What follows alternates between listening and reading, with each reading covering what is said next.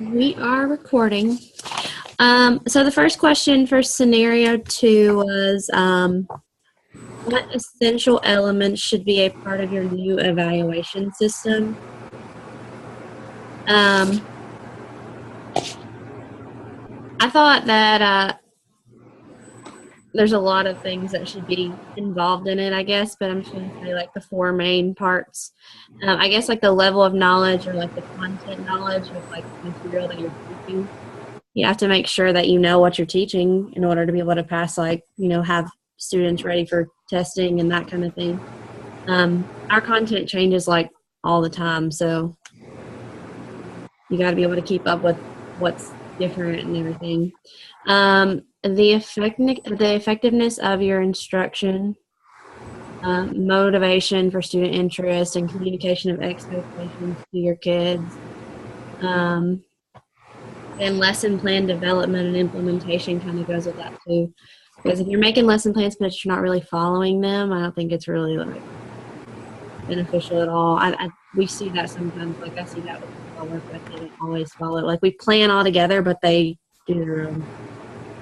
So I don't think it's beneficial if you're not going in there and seeing, what they're actually doing. And then I said classroom management is an important factor, and then professional responsibility and ethics. Being a team player and interest. I think all those things need to be measured to be an effective teacher to make sure everybody's still on the same page.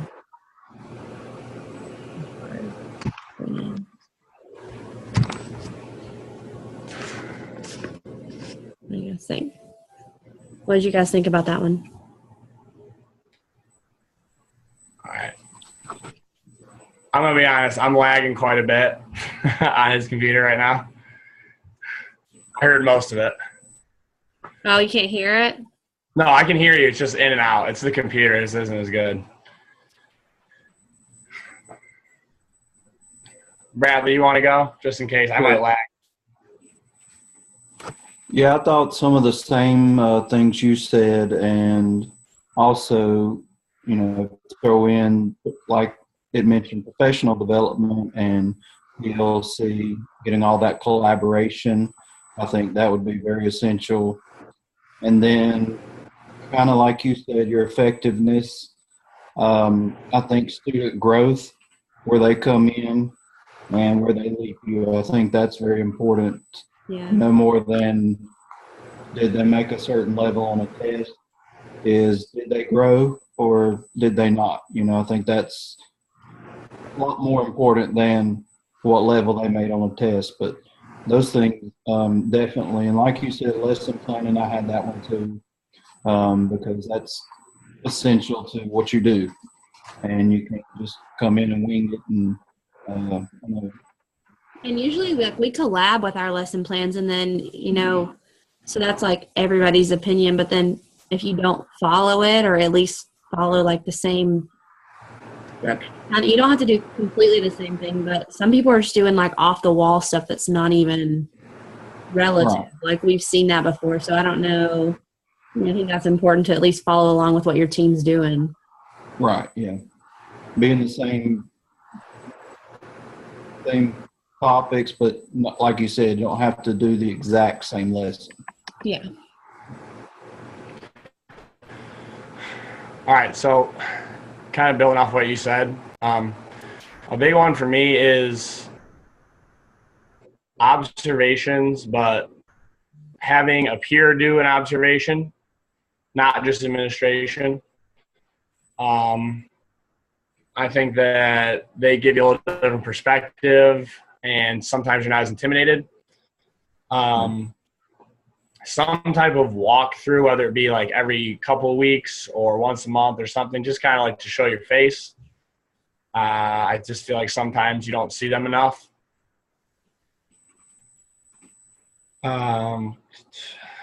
For like professional development and the CEUs, trying to focus on areas of weakness for professional development, not just like picking what you want to do, like figuring out, okay, I just had observation, we had a post conference, this is what I didn't do a great job on. what can I do professional development wise to improve? Yeah, that's what I said about number 3. Like, how would the new evaluation system be used? Like, based upon your needs, what are the things that Right.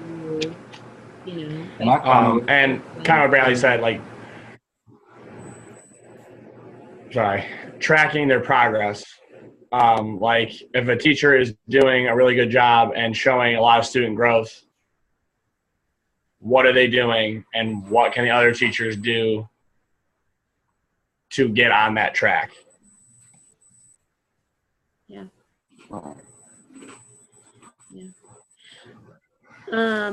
So for number 2, it said, how would you get staff members to support your new evaluation system? I think that'd be hard because nobody likes to be evaluated. I mean, it stinks.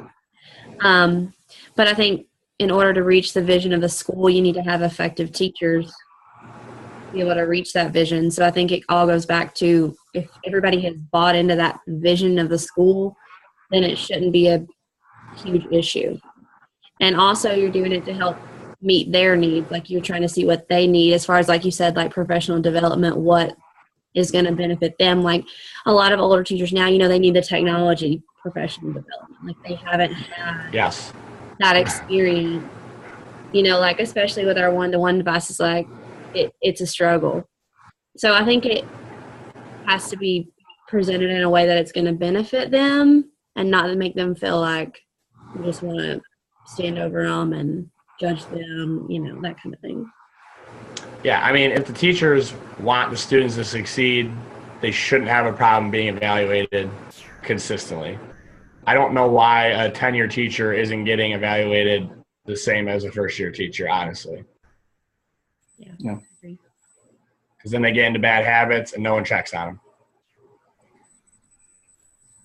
Yeah, and I kind of like what you were saying, Brooke. I would, for the professional development, give the teachers a choice and kind of take a survey and see what exactly they would like to improve on or what they need professional development on. And I think that would get them to buy in more than just saying everybody has to do professional development on this when they may not need it,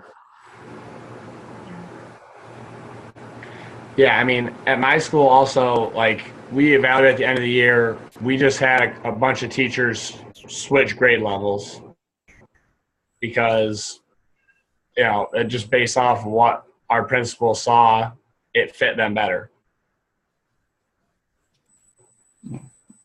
Yeah, that's a good point.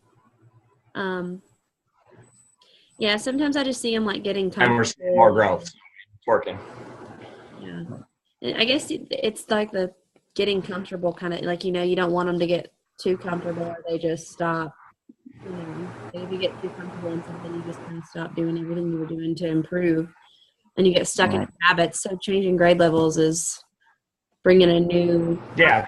And right. Yeah, that's good. Goes back to being a visionary and the whole change management thing, Got to be able to shake it up a little bit to keep everybody on their toes. Yeah. So how will the new evaluation system be used? I said, like, just looking at the data that what you see and then figuring out what areas need improvement. I mean, isn't that how you would use it? Like, yeah, I mean, I put improve areas of weakness. So yeah, pretty much. And then I had the grade level switch thing because that's something we use. Yeah. But that's the most important part, I'd say. Yeah. Yeah, and like you said, yeah, go ahead.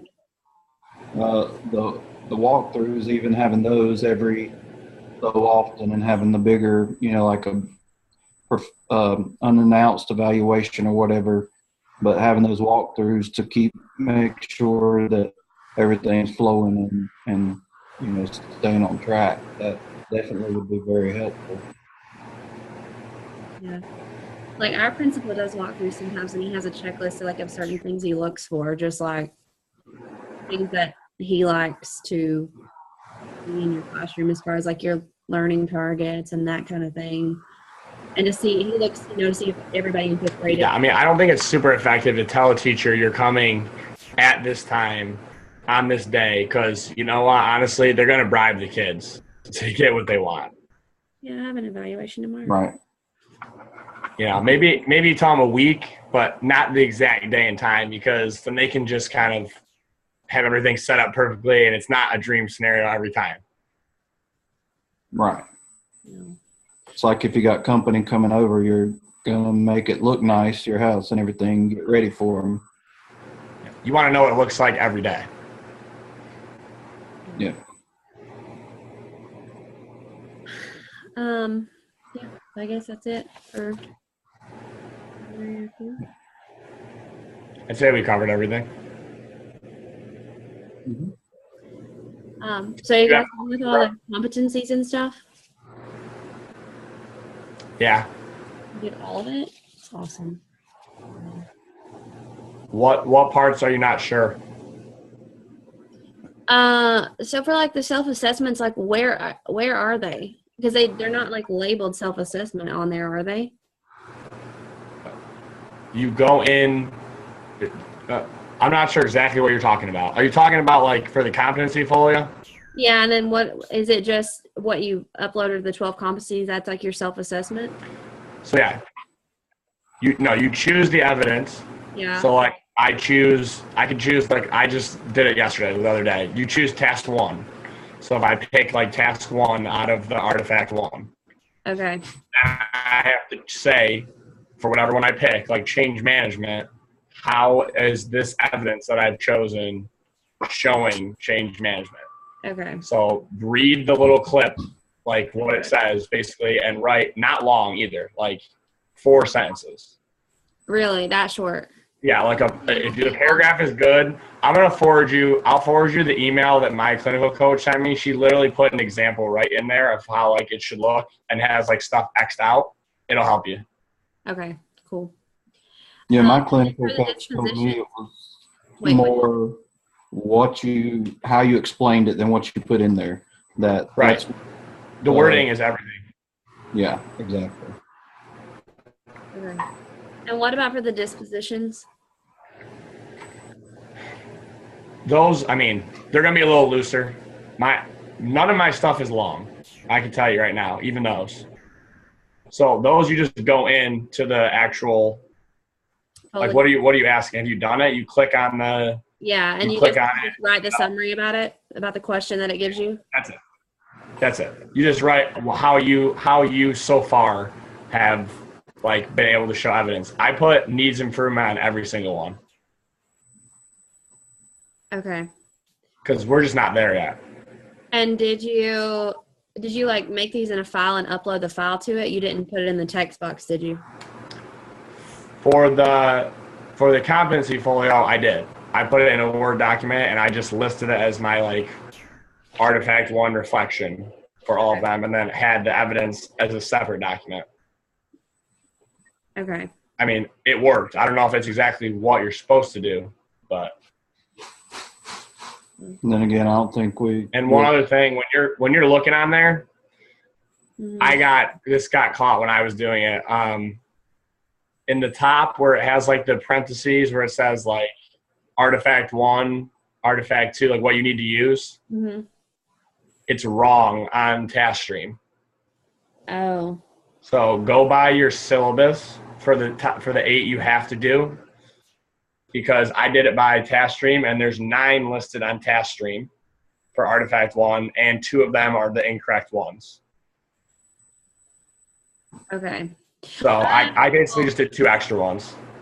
I got mine off of our syllabus. I didn't even look at them as artifact 1. I got them off the syllabus today because I was writing on here like which papers to use, to show as evidences. Did you use some of your stuff more than once? I did, yeah. Okay. If something fit perfectly, I used it as many times as I needed to. I used Zoom links a couple times. Yeah, there was a Zoom. I used a couple of the tasks. Mostly I used the tasks, like, whether it was 1, 2, 3, or 4. Okay. Felt like that was easiest. Okay. Yeah, those show a lot. But I thought the Zoom link last time showed a couple of different things. Like I had it written down. I used it at least once. Okay. Okay, that's easier. And then what does he mean by you met all the deadlines to exempt from the exam?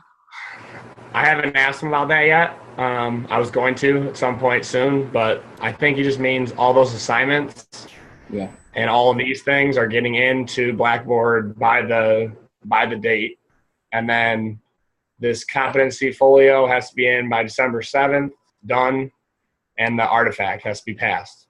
Okay. Yeah, because the artifact's done. I just have to do the other two things and then I mean, I'll be pretty upset if he has me take the test because I'm done with everything now. So your clinical coach grades your competencies and art and dispositions. Is that right? that's correct.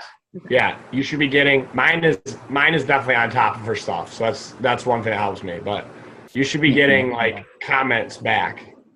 Okay. Put a little like blurt below each one of them, like, showed good proficiency, blah blah blah, kind of thing. Okay. All right, cool. Awesome. Yeah, and on the deadlines, I'm pretty like I got a few of them that were past deadline, and he told me I was fine, not to worry about it. So, I Like wouldn't- assignments? yeah, the assignments. What I was told when I first met with my clinical coach is that they had a lot of problems with people not getting stuff done till right at the end. So they added a lot of these deadlines. Okay. So I don't think it's as strict as he's making it seem. He's trying to scare people. Right. But you think as long as you get everything turned in by like December 7th, then you can be requested to not take I will. I'll forward you the email about the folio. It probably will help you writing those little paragraphs. Cool. All right, sounds good. I will get this uploaded and send it to you guys shortly. All right.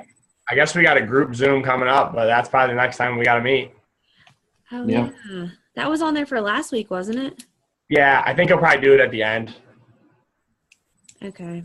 Probably next week is my guess. All right. Well, you guys have a good rest of the week. You too. All right. See ya. Bye.